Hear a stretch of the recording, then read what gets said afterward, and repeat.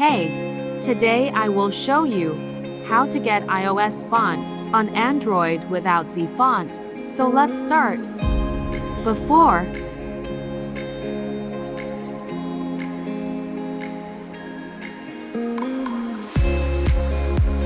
after,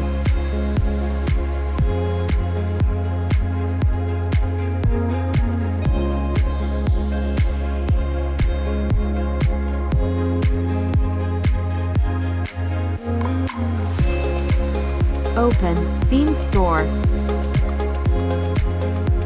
Tap on Fonts. Search 𝐂𝐳𝐷𝐥𝐤. Tap on First Font.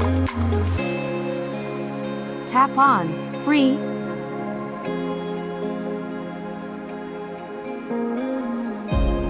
Tap on Apply. All done. Thanks for watching video and don't forget to subscribe.